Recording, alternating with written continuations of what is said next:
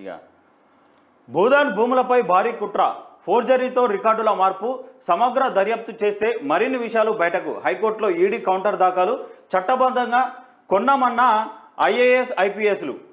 ఇక నాగారం భూదాన్ భూముల అన్యక్రాంతంలో enforcement directorate ED సంచలన విషయాలను వెల్లడించింది.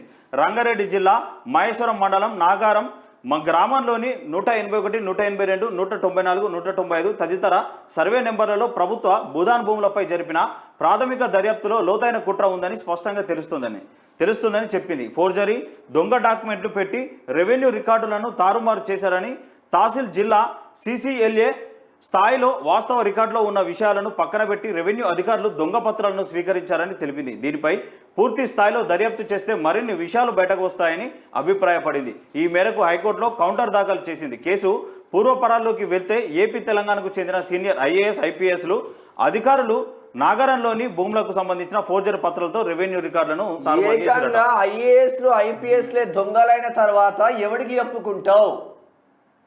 ఇంట్లో దొంగడు ఈశ్వరుడైనా పట్టుకోడు అంటారు. మరి ప్రభుత్వంలో ఉన్న IAS, IPSలే దొంగలైన తర్వాత 4 సర్వే నెంబర్లలో భూదాన్ భూములను 100 ఎకరాలు 1000 ఎకరాలు కొట్టేసిన తర్వాత ఎవరికి చెప్తారు ఫోర్జరీ చేసి? మరి దీనికి రాజకీయ నాయకులు వత్తాసు పలకలేదా? మరి అప్పుడు ఆర్థిక శాఖ మంత్రి ఎటువైండు, రెవెన్యూ శాఖల మంత్రి ఎటువైండు, ముఖ్యమంత్రి ఎడబన్నాడు. భూదాన్ భూములు ఎటువైనాయి? వీళ్ళ పైన ఎంక్వైరీలు చేసి మొత్తం కక్కియద్దా? IAS, IPSలే కొట్టేస్తారా? వీళ్ళ పైన రాజకీయ నాయకులు లేరా? ఒక IAS, IPS భూములు కొట్టేస్తే కింద VRA వ్యవస్థ నుంచి కూడా మనకి డబ్బులు ముడతాయి.